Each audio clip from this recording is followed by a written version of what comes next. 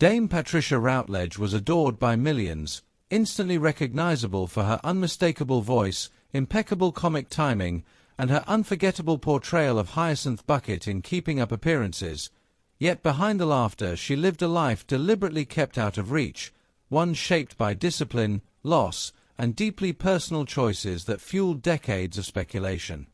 Born in 1929 in the working-class town of Tranmere, Birkenhead, into a family far removed from the arts, acting was never considered a sensible ambition, especially for a young woman without money or connections. But from an early age Patricia showed a love for language and storytelling that carried her from Birkenhead High School to the University of Liverpool, where student drama productions quietly ignited a serious commitment to performance.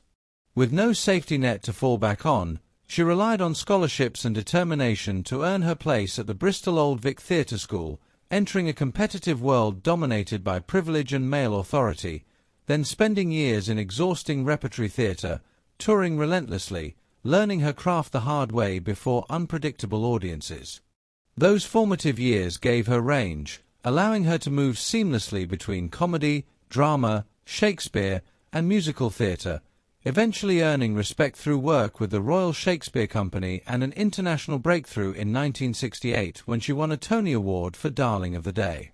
Despite her growing reputation, her personal life was quietly shaped by profound loss. Her mother Catherine died in 1957 while Patricia was still struggling to establish herself, forcing her to process grief alone while continuing to work, followed years later by the deaths of her father Isaac in 1985 and her beloved older brother Kenneth in 1989, just before global fame arrived.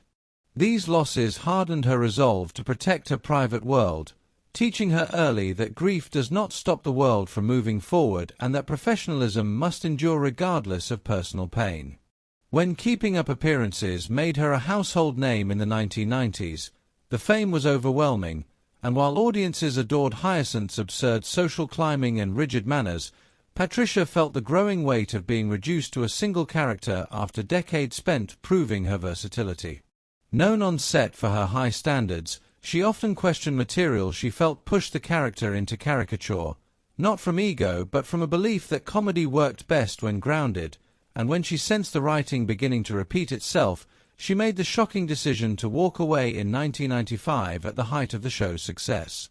There was no scandal or fallout, only a deliberate choice to protect her integrity as an actress, even though it meant stepping away from mainstream visibility and accepting the quieter respect of the theatre world.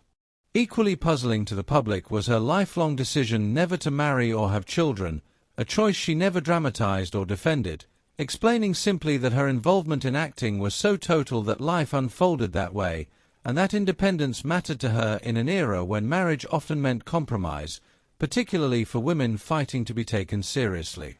As she aged and appeared less frequently in public, rumors began to circulate suggesting loneliness or isolation, but after her peaceful passing on October 3, 2025, at the age of 96, those closest to her made it clear those narratives were false, confirming she was surrounded by love, deeply connected to friends, colleagues, charitable causes, and the theatre community she never stopped supporting. She never formally announced retirement, instead quietly stepping away from television by choice, not illness or bitterness, remaining passionately engaged with live performance from the audience rather than the spotlight.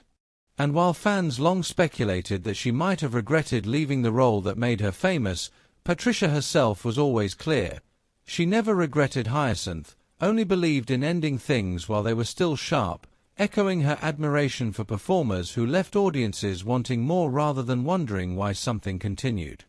In the end, Dame Patricia Routledge lived exactly as she worked, on her own terms, choosing discretion over exposure, purpose over popularity, and a legacy defined not by one role, but by a lifetime of discipline, talent, and quiet resolve.